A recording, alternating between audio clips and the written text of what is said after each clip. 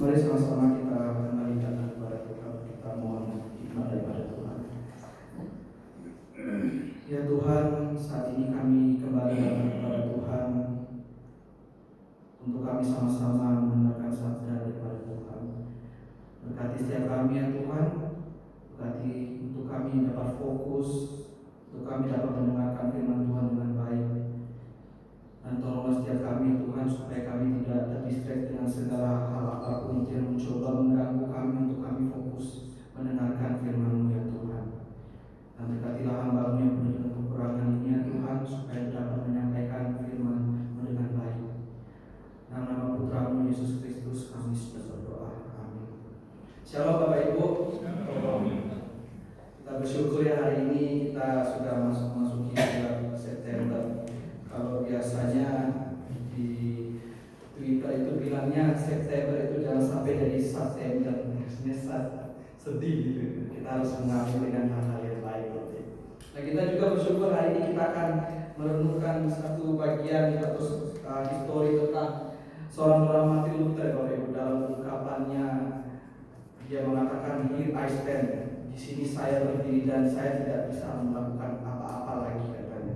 Nah Bapak Ibu, saya akan menjelaskan sedikit, saya akan menceritakan sedikit apa yang terjadi dengan ungkapan yang diungkapin oleh Martin Luther ini Bapak Ibu. Nah pada tanggal 17 April 1521 di kota Worms, Jerman, Luther itu dipanggil Bapak Ibu. Dia dipanggil untuk mendatangi sebuah sidang.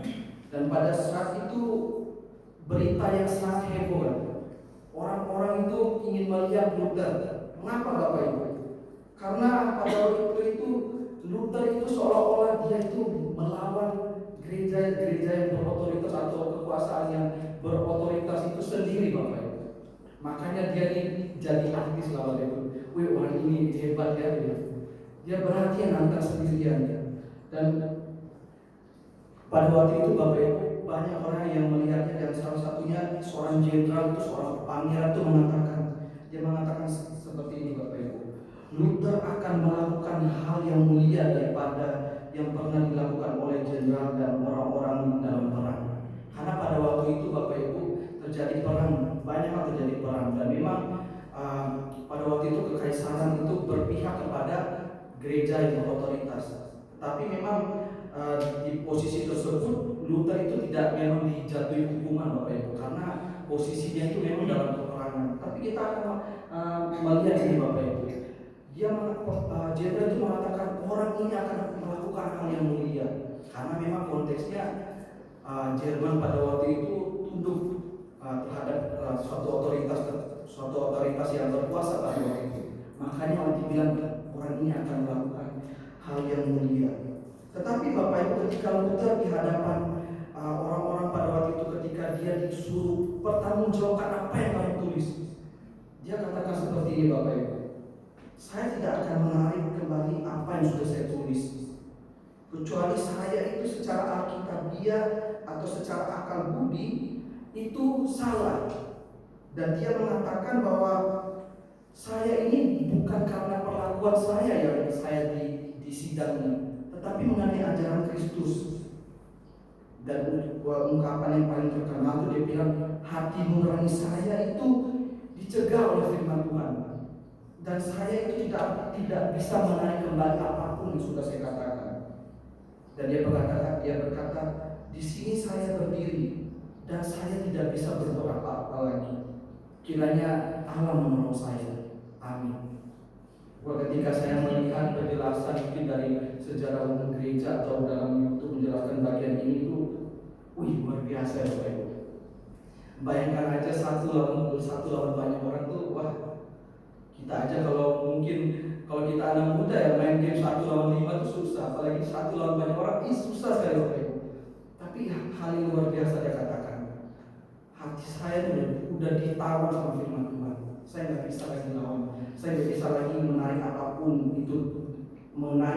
yang sudah menjadi kebenaran. Nah Bapak Ibu, kita akan membuka dua bagian firman Tuhan yang menjadi perenungan kita pada hari ini. Kita buka di dalam Yohanes 12. Kita akan buka bersama-sama Yohanes 12 ayat 25 dan 26. Kemudian dilanjutkan dengan Kisah Para Rasul 5 ayat 29. Saya akan nanti di kitab Kisah Para Rasul saya yang akan membacakannya buat Bapak Ibu sekalian. Tetapi kitab Yohanes 12 ayat 25 dan 26 kita akan membacakannya bersama-sama.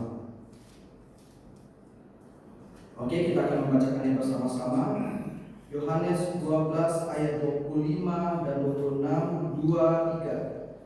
Barang siapa mencintai nyawanya, dia akan kehilangan nyawanya.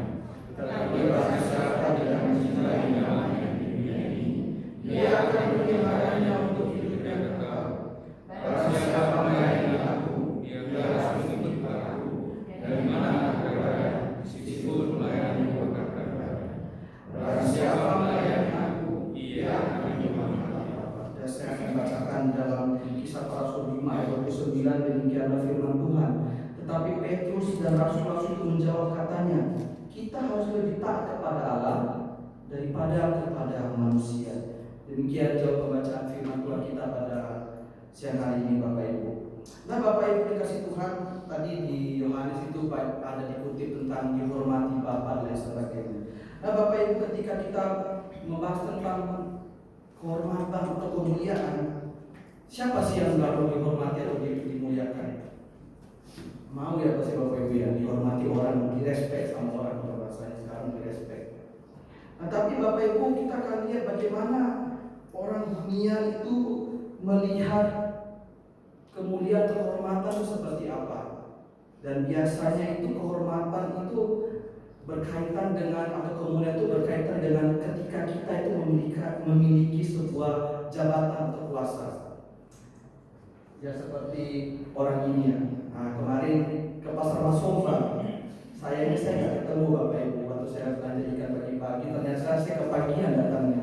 Ternyata sore dia datang. Saya kira udah datang pagi karena udah tentara banyak sekali datang. Nah, Bapak Ibu, ketika kita menjadi presiden, Bapak Ibu, wah, orang itu akan respect. Misalnya disuruh angkat koper sayur, kita langsung berasa busuk. Ya siap. Langsung siap. Kalau saya lihat, kalau misalnya saya lihat abang saya di rumah, karena ada abang saya jadi polisi, dia bilang, disuruh tingkat yang di bawahnya kamu. Oh siapa? Cepat. Dan seperti itu juga di dunia ini, Bapak Ibu. Orang ketika dia ingin mendapatkan kehormatan, dia akan mencari jabatan kuasa. Bukan hanya ini aja, Bapak Ibu, jadi gubernur, wali kota, bupati, RT, RW, dan lain sebagainya. Orang akan respect. Tanya Pak RT aja, misi Pak RT. Saya tuh kita akan dihormati, Bapak Ibu. Tetapi memang kehormatan dan kemuliaan itu tidak hanya berbicara tentang kuasa, Bapak Ibu. Ternyata juga tuh berbicara tentang kekayaan. Orang ini ada yang tahu, Bapak Ibu? Ya, ada yang tahu. Saya tadi bisa menjawabnya. Ya, ini namanya Elon Musk. Mana bacanya saya juga minta saya nggak bagus bahasa Inggris. Wah, orang ini luar biasa kekayaannya. Mungkin dia ini kekayaan dia itu masuk dalam 10 orang terkaya di dunia. Kalau di Indonesia itu yang punya PT Jarum. Wah, orang-orang pasti akan respect sama dia. Orang dia banyak uang. Dan kalau Indonesia ya, orang ini, orang ini luar biasa, Bapak Ibu, sangat luar biasa. Dari dulunya pembawa acara, sekarang punya klub sepak bola, sekarang banyak hal yang dia punya. Dan orang itu akan respect. Tetapi Bapak Ibu, ketika kita melihat apa yang sudah kita baca tadi, ternyata berbeda jauh dengan apa yang Tuhan Yesus ajarkan. Kemuliaan itu tidak ada hubungannya dengan kedua hal ini. Tidak ada hubungannya dengan kuasa, tidak ada hubungannya dengan kekayaan kita atau materi kita. Nah, Bapak Ibu, kita akan melihat yang pertama itu ada di bagian yang kita setelah renungi tadi dalam Yohanes itu berbicara tentang fokus kita kepada Tuhan. Yang saya sengaja Bapak Ibu kasih di situ adalah tanda tanya. Biar kita itu bertanya dalam hati kita, fokus kita itu kemana? Nah, Bapak Ibu, kalau kita perhatikan di dalam perikop yang kita baca tadi, itu kayak sebuah alarm, Bapak Ibu. Maksudnya apa? Tuhan Yesus mengatakan tiba saatnya itu Tuhan itu akan meninggalkan dunia ini. Tuhan akan mengakhiri pelayanannya di dunia ini. Dan kita melihat memang banyak orang itu mencari Tuhan Yesus pada waktu itu. Karena apa? Karena dia membangkitkan Lazarus sebelumnya. Wah, orang banyak berbondong-bondong, siapa yang gak mau disembuhi? Pasti semuanya mau disembuhi. Makanya orang-orang itu berbondong-bondong banyak mencari Tuhan. Dan menariknya Bapak Ibu, dikatakan di dalam bagian yang kita baca tadi sebelum ayat 25, Tuhan itu menggunakan metafora biji. Biji itu harus mati sehingga itu bertumbuh dan lain sebagainya. Dan dalam teks lain itu menjelaskan bahwa biji itu kalau mati akan menghasilkan 30 kali lipat, 60 kali lipat, 100 kali lipat. Maksudnya apa Bapak Ibu? Ketika Tuhan mati nanti akan menghasilkan penuaian jiwa-jiwa ketika Tuhan Yesus kembali ke surga. Dan ini juga yang terjadi dalam kisah Martin Luther Bapak Ibu. Ketika dia mengundangkan 95 tesisnya, itu yang terjadi sekarang. Dia menuaikan banyak-banyak jiwa. Tetapi Bapak Ibu, kita tidak membahas tentang penuaian jiwa Bapak Ibu, tidak. Pertanyaannya tadi, kalau kita lihat di dalam ayat 25, 20, 26 itu berbicara tentang menjadi murid yang sejati. Nah, pertanyaannya sekarang, menjadi murid yang serupa Kristus yang bagaimana? Pertanyaan, yang bagaimana? Dan memang di bagian yang kita lihat itu tidak mengasihi nyawanya. Wah, tidak mengasihi nyawanya. Tapi membingungkan juga paradoks Bapak Ibu. Sebelumnya Tuhan membangkitkan Lazarus, kok sekarang dibilang gak mengasihi nyawanya? Tapi kalau kita perhatikan nih Bapak Ibu, teks yang kita baca tadi dalam Yohanes 20 ayat 25-26 itu ketika kita lihat di bagian-bagian lainnya Bapak Ibu, berbicara tentang kehidupan yang hancur ketika kita itu mengasihi dunia ini, ketika kita itu fokus terhadap dunia ini, atau tidak mendapatkan kemuliaan. Orang yang fokus terhadap dunia ini, orang yang fokus terhadap kemuliaan dari dunia ini, mencari kemuliaan, kehormatan di dunia ini, tidak akan mendapatkan kemuliaan.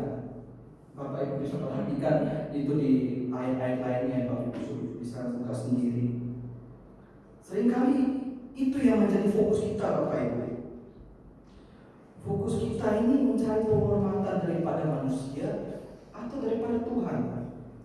Kalau ceritanya Martin Luther tadi, mungkin orang-orang pada waktu itu mengatakan, wah, orang ini akan melakukan hal yang mulia, karena berpikirnya itu agar terlepas dari dari sebuah ikatan mereka terhadap suatu otoritas pada waktu itu. Tetapi bukan itu Bapak Ibu.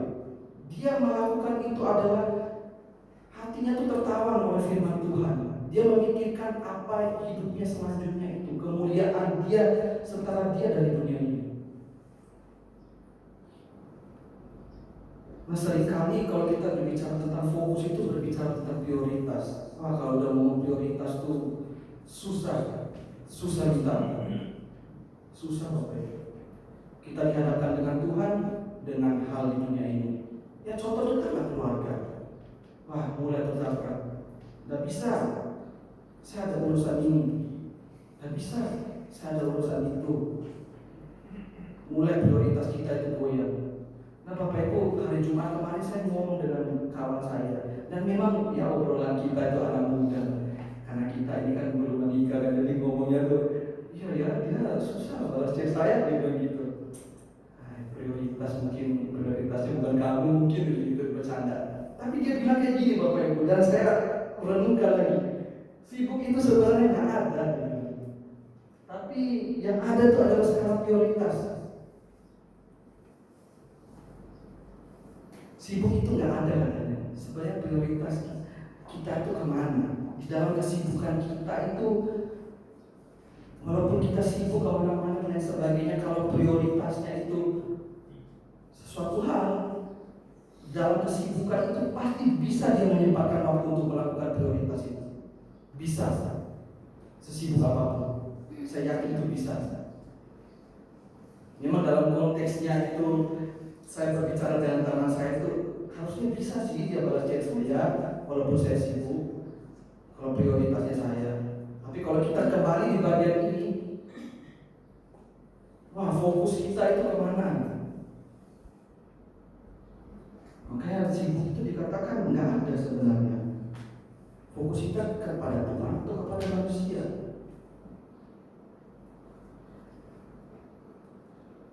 Kita mencari kemuliaan itu apa? Kita mencari sesuatu itu apa mengarah kepada Tuhan atau hal yang lainnya? Nah, Bapak Ibu, di dalam tema semester kami di bulan ini, Bapak Ibu, itu berbicara tentang a mind for Christ, a heart for His church. Dan memang itu berbicara tentang prioritas, pikiran yang kepada Tuhan dan hatinya itu untuk gerejanya, untuk setiap jemaah sekalian. Nah, ketika melayani Tuhan, mulai pikirin aneh-aneh itu jadi alarm saya, Bapak Ibu. Wah, fokus saya ini kemana? Fokus saya ini ke arah mana nih? Mulai mikirin, ngapain kamu ke situ juga? Mulai, ya. Bisa aja sebenarnya ya. Mulai kalau ikut Tuhan tuh mulai kalau udah diperhadapkan dengan pertanyaan-pertanyaan seperti itu mulai berpikir, wah, repot juga. Tetapi kembali lagi Bapak Ibu, Tuhan Yesus katakan fokusmu itu adalah kepada firman Tuhan. Fokus kita itu ada kepada Tuhan. Tidak apa-apa kita tidak mendapatkan penghormatan di dunia ini, tetapi kita mendapatkan penghormatan setelah dari dunia ini. Nah, Martin Luther, Bapak Ibu, dia tidak mencari penghormatan di dunia ini, dan buktinya dia dikucilkan setelah itu. Wah, dikucilkan itu gak enak nih Bapak Ibu. Siapa yang mau dikucilkan? Gak ada yang mau. Tapi dia bukan mikirin itu Bapak Ibu. Dia fokus saya kepada Tuhan. Saya gak mau mikirin yang lain. Dia gak mencintai nyawanya. Wah, bisa saja dia dihukum mati loh Bapak Ibu. Bisa saja dia dibakar loh pada waktu itu. Tapi fokusnya itu memang kepada Tuhan. Nah, kedua Bapak Ibu, kita berbicara tentang tunduk kepada Allah di Kisah Rasul 5 ayat 29. Dan kita akan melihat satu bagian yang panjang Bapak Ibu. Kita tidak hanya memperhatikan di ayat 29 itu saja. Nah, Bapak Ibu, di Kisah Rasul 5 ini menceritakan tentang para murid itu setelah ditinggalkan oleh Tuhan Yesus, dan mereka itu banyak melakukan mujizat dan lain sebagainya. Orang-orang datang berbondong-bondong untuk datang menyembuhkan segala penyakit. Dan memang seperti cerita-cerita Tuhan Yesus ketika dia melakukan segala mujizat, mulailah imam besar dan kawan-kawannya ini merancangkan sebuah rencana untuk menangkap para rasul ini. Dan memang mereka ditangkap Bapak Ibu, tetapi mereka dilepaskan lagi oleh malaikat Tuhan. Dan memang yang terjadi pada waktu itu Bapak Ibu, ada sebuah kekhawatiran. Kekhawatirannya apa? Kekhawatiran bahwa ketika orang-orang ini melakukan tanda dan mujizat, banyak orang percaya sama Tuhan. Banyak orang percaya sama Tuhan. Dan itu juga yang terjadi dahulu. Ketika Martin Luther menuliskan 90 tesisnya, ada kekhawatiran Bapak Ibu. Orang-orang yang sudah percaya sama yang dahulu ini bisa berubah. Itu juga yang terjadi Bapak Ibu. Punya kekhawatiran. Mereka ditekan oleh para imam besar, dan Luther juga ditekan. Tetapi dia katakan, hati nurani saya itu ditawar oleh firman Tuhan. Saya nggak bisa. Saya nggak bisa mengikuti apa yang otoritas itu mau.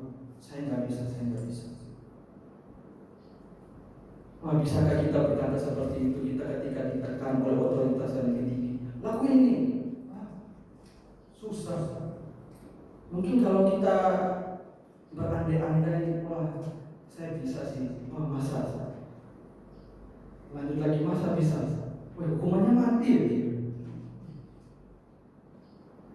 Pasti takut semuanya Bapak Ibu.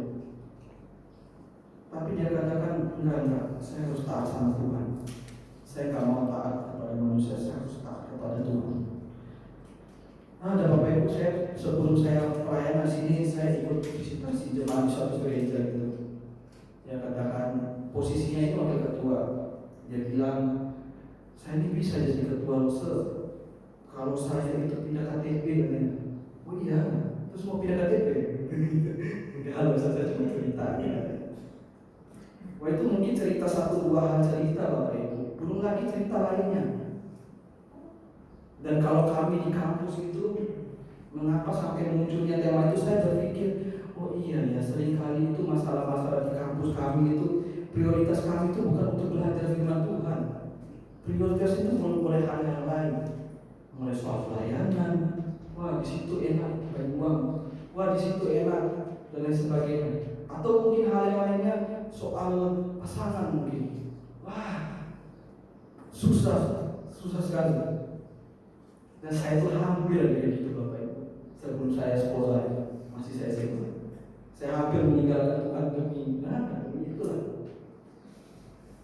Susah Bapak Ibu.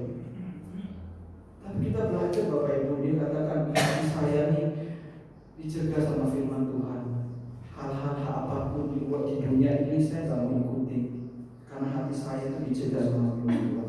Nah, Bapak Ibu, minggu yang lalu itu kalau anak-anak sekolah minggu ada ya di luar kayaknya anak sekolah. Jadi kemarin itu cerita tentang Daniel, bukan saya Bapak Ibu, Daniel yang di Alkitab. Daniel itu diperhadapkan dua hal.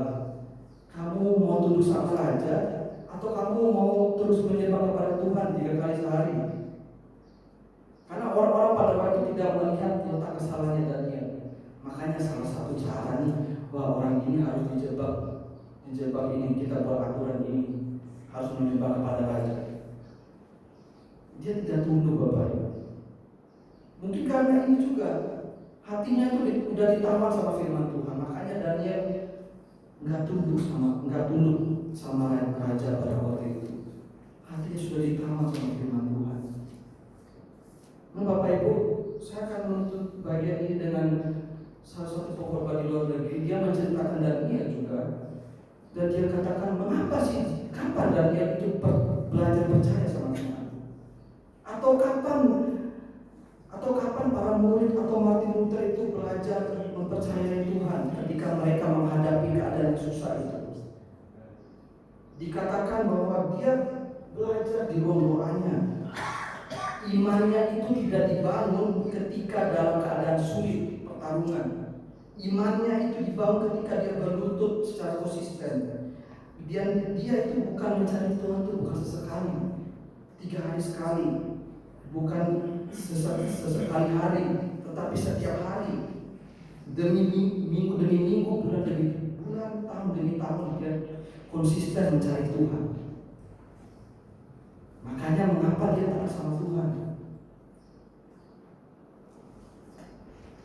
Nah, kalau pertanyaan kita pada saat ini, refleksi bagi kita menghadapi segala hidup dunia ini dengan tawaran-tawaran untuk meninggalkan Tuhan. Wah, jangan salah kalau kita nanti akhirnya meninggalkan Tuhan. Kita itu mungkin iman kita itu tidak dibangun sebelumnya, tidak belajar betul-betul firman Tuhan. Akhirnya tidak ada timbul hati yang taat sama Tuhan, taat kepada Allah.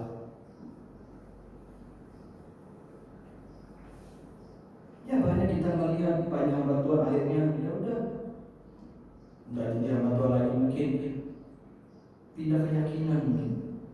Hal yang paling mengenaskan menurut saya Bapak Ibu, mungkin bisa saja karena jadi itu nggak ada uang katanya.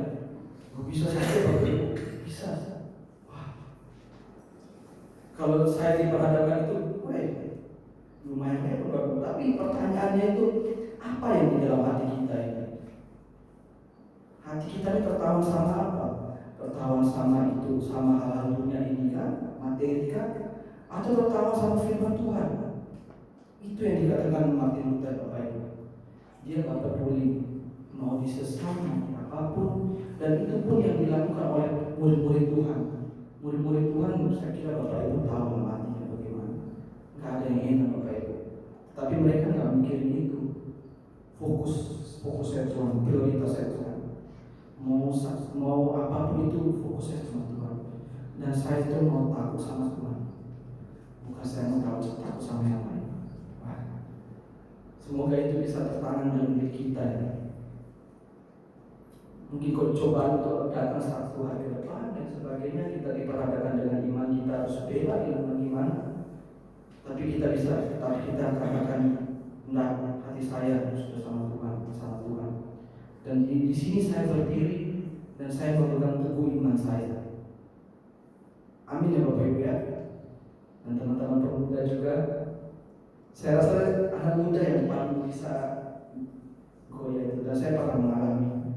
Jangan sampai kita jatuh. Teruslah belajar firman Tuhan supaya kita semakin dekat kepada Tuhan dan hati kita itu tertawa oleh firman Tuhan. Mari sama-sama kita berdoa kembali kepada Tuhan.